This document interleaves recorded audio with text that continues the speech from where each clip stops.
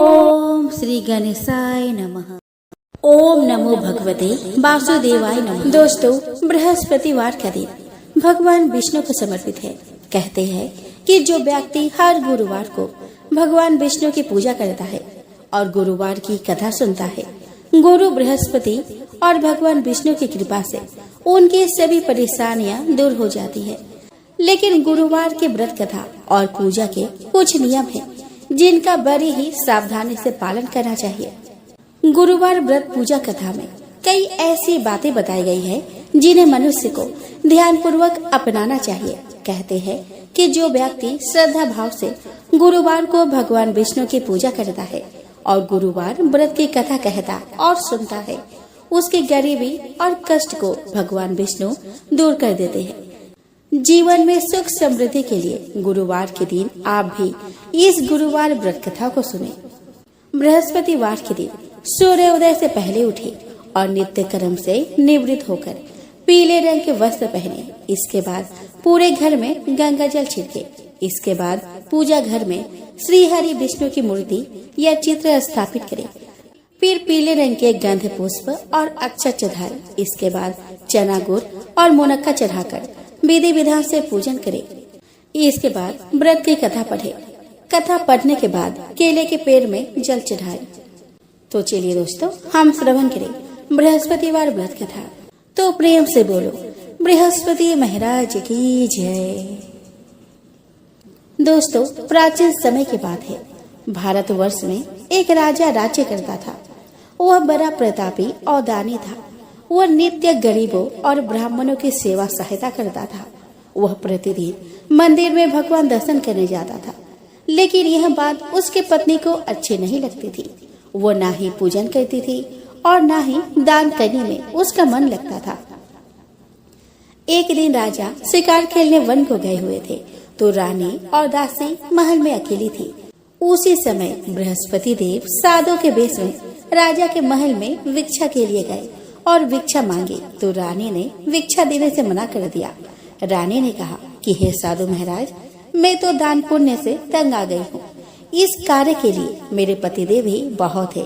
अब आप ऐसा कृपा करें कि सारा धन नष्ट हो जाए तथा मैं आराम से रह सकूं।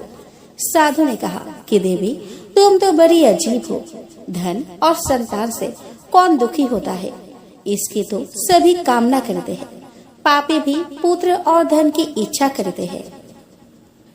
अगर तुम्हारे पास अधिक धन है तो भूखे मनुष्य को भोजन कराओ, पियाऊ लगवाओ, ब्राह्मणों को दान दो, कुआं, तालाब, बावरी, बाग बगीचा आदि का निर्माण कराओ, मंदिर, पाठशाला, धर्मशाला बनवाकर दान दो, निर्धनों की कुंवारी कन्याओं का विवाह कराओ, साथ ही यज्ञ आदि कर्म करो। अपने धन को शुभ कार्यों में खर्च करो। ऐसा करने से तुम्हारा नाम परलोक में सार्थक होगा एवं स्वर्ग की प्राप्ति होगी। लेकिन रानी पर उपदेश का कोई प्रभाव न पड़ा। वह बोली कि महाराज, मुझे ऐसे धन की आवश्यकता नहीं जिसको मैं अन्य लोगों को दान दूं, जिसको रखने और संभालने में ही मेरा सारा समय नष्ट हो जाए। अब आप ऐसी कृपा करें कि सारा धन नष्ट हो जाए तथा मैं आराम से रह सकूं। साधु ने उत्तर दिया कि यदि तुम्हारी ऐसी इच्छा है तो जैसा मैं तुम्हें बताता हूँ तुम वैसा ही करना। बृहस्पतिवार को घर को गोबर से लिपना, अपने केसों को पीली मिट्टी से धोना, राजा से कहना कि वह बृहस्पतिवार को हजामत बनवाए, भोजन में मांस मदिरा खाना और कपड़ा धोबी के यहाँ धुलने डालना। ऐसा करने से 7 बृहस्पतिवार में ही आपका सारा धन नष्ट हो जाएगा। इतना कहकर वह साधु महाराज वहाँ से अंतर्ध्यान हो गए। इसके बाद रानी ने वही किया जो साधु ने बताया था। 3 बृहस्पतिवार ही बीते थे कि उसका समस्त धन संपत्ति नष्ट हो गया और भोजन के लिए राजा रानी तरसने लगे। तब एक दिन राजा ने रानी से कहा कि तुम यहाँ पर रहो, मैं दूसरे देश में चाकरी के लिए जाता हूँ, क्योंकि यहाँ पर मुझे सभी मनुष्य जानते हैं, इसीलिए कोई कार्य नहीं कर सकता। देश चोरी परदेश भीख बराबर है। ऐसा कहकर राजा परदेश चला गया। वह जंगल को जाता और लकड़ी काट कर लाता, शहर में बेचता। इस तरह जीवन व्यतीत करता। इधर राजा के बिना रानी और दासी दुखी रहने लगी। किसी दिन भोजन मिलता और किसी दिन जल पीकर ही वो रह जाती।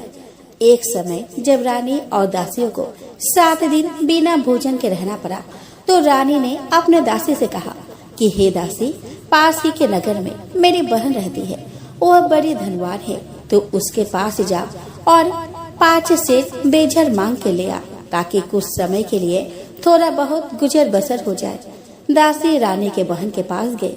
उस दिन बृहस्पतिवार था। रानी का बहन उस समय बृहस्पतिवार की कथा सुन रही थी। दासी ने रानी की बहन को अपने रानी का संदेश दिया, लेकिन रानी के बहन ने कोई उत्तर नहीं दिया। जब दासी को रानी की बहन से कोई उत्तर नहीं मिला, तो वह बहुत दुखी हुई। उसे क्रोध भी आया। दासी ने वापस आकर रानी को सारी बात बता दी। सुनकर रानी ने कहा कि दासी, इसमें उसका कोई दोष नहीं है। जब बुरे दिन आते हैं तब कोई सहारा नहीं देता। अच्छे बुरे का पता विपत्ति में ही लगता है। जो ईश्वर की इच्छा होगी वही होगा। यह सब हमारे भाग्य का दोष है। यह सब कहकर रानी ने अपने भाग्य को कोसा। उधर रानी की बहन ने सोचा कि मेरी बहन की दासी आई थी, लेकिन मैं उससे नहीं बोली, इससे वह बहुत दुखी हुई होगी। कथा सुनकर और पूजा समाप्त कर वह अपने बहन के घर गई और कहने लगी कि हे बहन, मैं बृहस्पतिवार का व्रत कर रही थी। तुम्हारी दासी गई, लेकिन जब तक कथा होती है तब तक ना उठते हैं और ना ही बोलते हैं, इसलिए मैं नहीं बोली। कहो, दासी क्यों गई थी? रानी बोली कि बहन, हमारे घर अनाज नहीं था। ऐसा कहते कहते रानी की आंखें भर आई। उसने दासिया समेत 7 दिन तक भूखा रहने के बाद भी अपने बहन को बता दी। इसीलिए मैंने दासी को तुम्हारे पास 5 सेर बेजल लेने के लिए भेजा था। रानी की बहन बोली कि बहन देखो, बृहस्पति देव सबकी मनोकामना पूर्ण करते हैं। देखो, शायद तुम्हारे घर में अनाज रखा हो। पहले तो रानी को विश्वास ही नहीं हुआ, परंतु बहन के आग्रह करने पर उसने दासी को अंदर भेजा। दासी घर के अंदर गई तो वहाँ पर उसे एक घड़ा बेझर से भरा मिला। उसे बड़ी हैरानी हुई। उसने बाहर आकर रानी को बताया। दासी रानी से कहने लगी कि हे रानी, जब हमको भोजन नहीं मिलता तो हम व्रत ही तो करते हैं, इसीलिए क्यों ना इनसे व्रत और कथा की विधि पूछ ली जाए। हम भी व्रत किया करेंगे। दासी के कहने पर रानी ने अपने बहन से बृहस्पतिवार व्रत के बारे में पूछा। उसके बहन ने बताया कि बृहस्पतिवार के व्रत में चने की दाल, गुड़ और मुनक्का से विष्णु भगवान का और केले के वृक्ष के जड़ में पूजन करे और दीपक जलाए और कथा सुने। उस दिन एक ही समय भोजन करे। भोजन में पीले खाद्य पदार्थ का सेवन जरूर करे। इससे गुरु भगवान प्रसन्न होते हैं और में पुत्र और धन का वरदान देते हैं।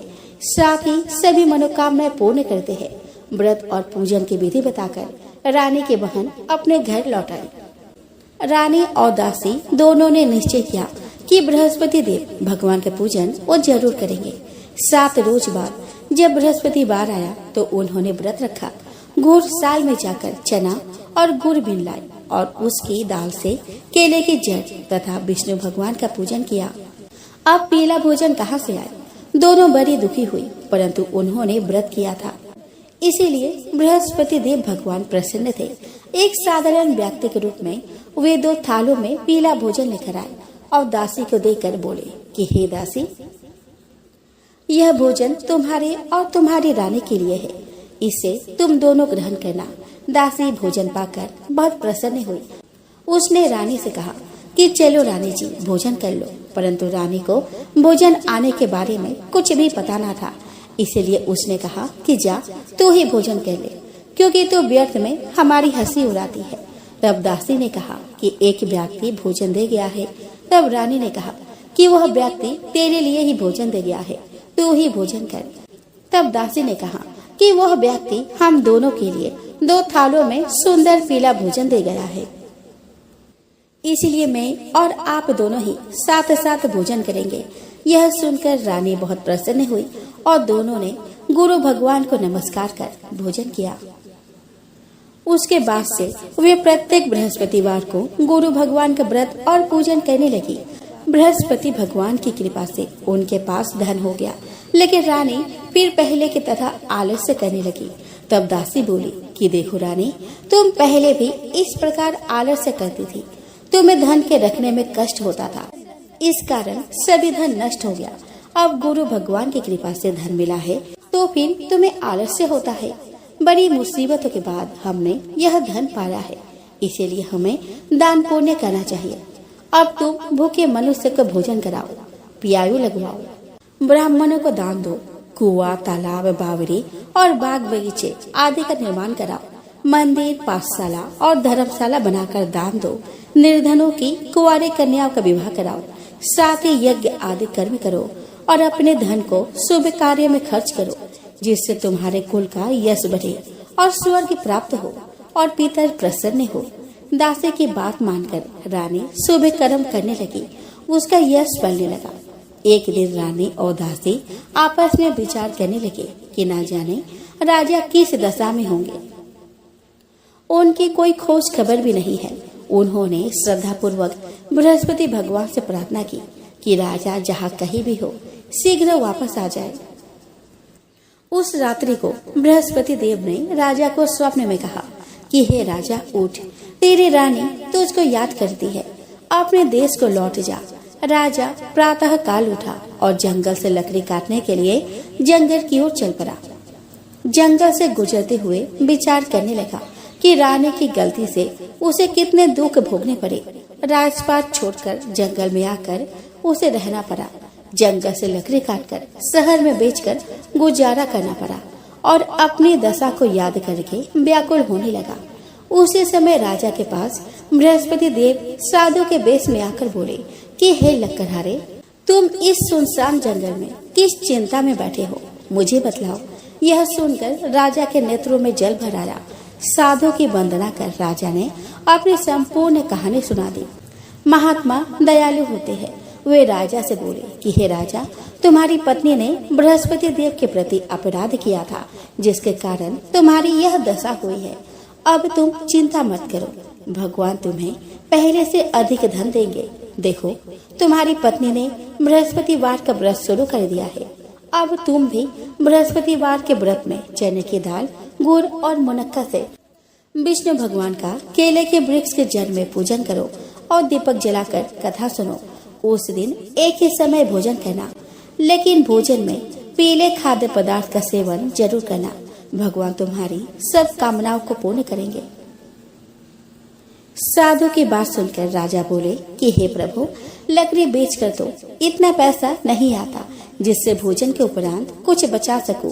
मैंने रात्रि में अपने रानी को व्याकुल देखा है। मेरे पास कोई साधन नहीं जिससे उसका समाचार जान सकूं। फिर मैं कौन सी कहानी कहूँ, यह भी मुझको मालूम नहीं है। साधु ने कहा कि हे लक्कड़हारे, तुम किसी बात की चिंता मत करो। बृहस्पतिवार के दिन तुम रोजाना की तरह लकड़ियां लेकर शहर को जाओ। तुमको रोज से 2 गुना धन प्राप्त होगा, जिससे तुम भली भांति भोजन कर लोगे और बृहस्पति देव की पूजा का सामान भी आ जाएगा। इतना कहकर साधु अंतर्ध्यान हो गए। धीरे धीरे समय व्यतीत होने पर फिर वही बृहस्पतिवार का दिन आया। लक्कड़हारा जंगल से लकड़ी काटकर किसी शहर में बेचने गया। उसे उस दिन और दिन से अधिक पैसा मिला। राजा ने चना, गुड़ आदि लाकर गुरुवार का व्रत किया। उस दिन से उसके सभी कलेश दूर हो गए। परंतु जब दोबारा गुरुवार का दिन आया तो बृहस्पतिवार का व्रत करना भूल गया। इस कारण बृहस्पति भगवान नाराज हो गए। उस दिन उस नगर के राजा ने विशाल यज्ञ का आयोजन किया तथा शहर में ये घोषणा करा दी कि कोई भी मनुष्य अपने घर में भोजन न बनवाए, न आग जलावे। समस्त जनता मेरे यहाँ भोजन करने आवे। इस आज्ञा को जो न मानेगा उसे फांसी की सजा दी जाएगी। इस तरह की घोषणा संपूर्ण नगर में करवा दी गई। राजा की आज्ञा अनुसार शहर के सभी लोग भोजन करने गए, लेकिन लक्कड़हारा कुछ देर से पहुंचा। इसीलिए राजा उसको अपने साथ घर लिवा ले गए और ले जाकर भोजन करा रहे थे तो रानी की दृष्टि उस खूंटी पर पड़ी जिस पर उसका हार लटका हुआ था। वहाँ पर वो हार नहीं दिखाई दिया। रानी ने निश्चय किया कि मेरा हार इस मनुष्य ने चुरा लिया है। उसी समय सिपाहियों को बुलाकर उसको कारागार में डलवा दिया गया। जब लक्कड़हारा कारागार में पड़ गया और बहुत दुखी होकर विचार करने लगा कि न जाने कौन से पूर्व जन्म के कर्म से मुझे यह दुख प्राप्त हुआ है, और उसी साधु को याद करने लगा जो कि जंगल में मिला था। उसी समय तत्काल बृहस्पति देव साधु के रूप में प्रकट हुए और उसकी दशा को देखकर कहने लगे कि अरे मूर्ख, तूने बृहस्पति देव की कथा नहीं करी, इस कारण तुझे दुख प्राप्त हुआ है। अब चिंता मत कर, बृहस्पतिवार के दिन कारागार के दरवाजे पर 4 पैसे पड़े मिलेंगे, उनसे तू बृहस्पति देव की पूजा करना, तेरे सभी कष्ट दूर हो जाएंगे। बृहस्पतिवार के दिन उसे 4 पैसे मिले। लक्कड़हारे ने कथा कही। उसी रात्रि को बृहस्पति देव ने उस नगर के राजा को स्वप्न में कहा, हे राजा, तुमने जिस आदमी को कारागार में बंद कर दिया है वह निर्दोष है, वह राजा है, उसे छोड़ देना। रानी का हार उसी खूंटी पर लटका है, अगर तू ऐसा नहीं करेगा तो मैं तेरे राज्य को नष्ट कर दूंगा। इस तरह रात्रि के स्वप्न को देखकर राजा प्रातः काल उठा और खूंटी पर हारे देखकर लक्कड़हारे को बुलाकर क्षमा मांगी तथा लक्कड़हारे को योग्य सुंदर वस्त्र आभूषण देकर विदा कर दिया। बृहस्पति देव की आज्ञा अनुसार लक्कड़हारा अपने नगर को चल दिया। राजा जब अपने नगर के निकट पहुंचा तो उसे बड़ा आश्चर्य हुआ। नगर में पहले से अधिक बाग, तालाब, कुएं तथा बहुत सी धर्मशाला, मंदिर आदि बन गई है। राजा ने पूछा कि यह किसका बाग है और धर्मशाला है, तो नगर के सब लोग कहने लगे कि यह सब रानी और बांदी के है। तो राजा को आश्चर्य हुआ और गुस्सा भी आया। जब रानी ने यह खबर सुनी कि राजा आ रहे हैं तो उन्होंने बांदे से कहा कि हे दासी, देखो राजा हमको कितनी बुरी हालत में छोड़ गए थे, हमारी ऐसी हालत देखकर वह लौट न जाए, इसीलिए तू दरवाजे पर खड़ी हो जा। आज्ञा के अनुसार दासी दरवाजे पर खड़ी हो गई। राजा आए तो उन्हें अपने साथ लिवा लाई। तब राजा ने क्रोध करके अपने रानी से पूछा कि यह धन तुम्हें कैसे प्राप्त हुआ है। तब उन्होंने कहा कि हमें यह सब धन बृहस्पति देव के इस व्रत के प्रभाव से प्राप्त हुआ है। राजा ने निश्चय किया कि 7 रोज बाद तो सभी बृहस्पति देव का पूजन करते हैं, परंतु मैं प्रतिदिन दिन में 3 बार कहानी तथा रोज व्रत किया करूंगा। अब हर समय राजा के दुपट्टे में चने की दाल बंधी रहती तथा वह दिन में 3 बार कहानी कहता। एक रोज राजा ने विचार किया कि चलो अपने बहन के यहाँ हो आवे। इस तरह निश्चय कर राजा घोड़े पर सवार हो अपने बहन के यहाँ को चलने लगा। मार्ग में उसने देखा कि कुछ आदमी एक मुर्दे को लिए जा रहे हैं। उन्हें रोककर राजा कहने लगा कि अरे भाइयों, मेरी बृहस्पति देव की कथा सुन लो। वे बोले कि लो, हमारा तो आदमी मर गया है और इसको अपनी कथा के परी है।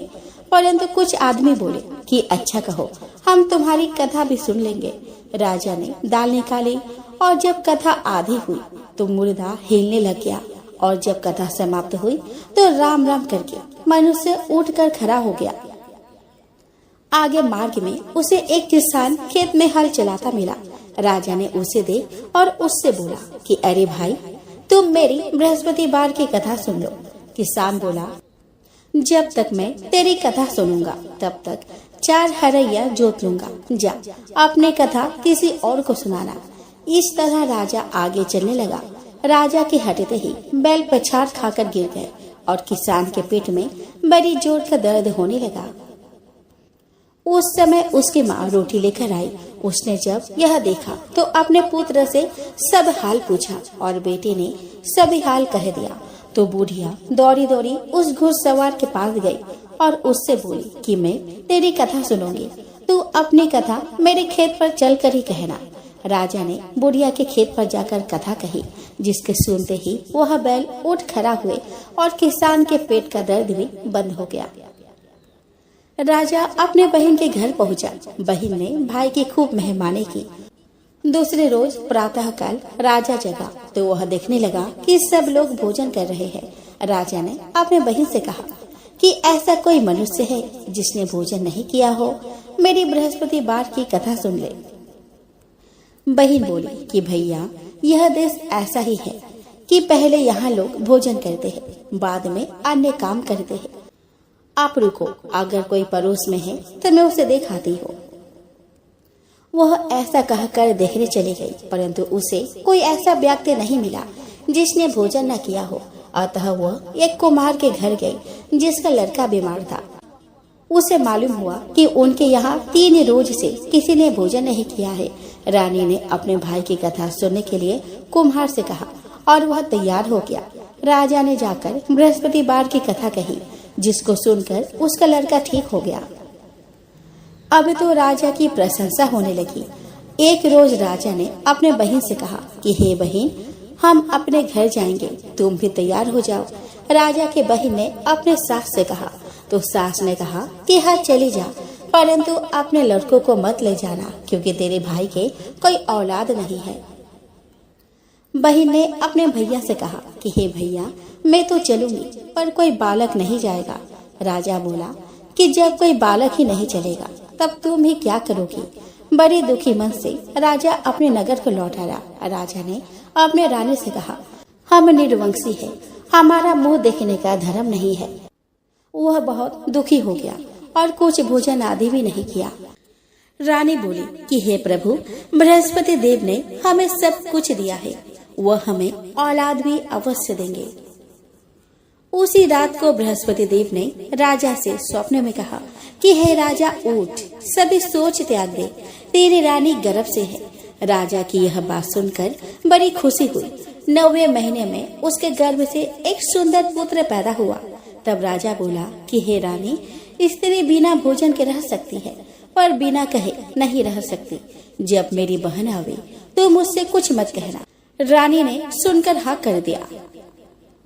जब राजा की बहन ने यह शुभ समाचार सुना तो वह बहुत खुश हुई और बधाई लेकर अपने भाई के यहाँ आई। तभी रानी ने कहा कि घोड़ा चढ़कर तो नहीं आई, गधा चढ़ ही आई। राजा की बहन बोले कि भाभी, मैं इस प्रकार न कहती तो तुम्हें औलाद कैसे मिलती। बृहस्पति देव ऐसे ही है, जैसे जिसके मन में कामनाएं हैं सभी को पूर्ण करते हैं। जो सद्भावना पूर्वक बृहस्पतिवार का व्रत करता है एवं कथा पढ़ता है अथवा सुनता है, दूसरों को सुनाता है, बृहस्पति देव उसके सभी मनोकामनाएं पूर्ण करते हैं।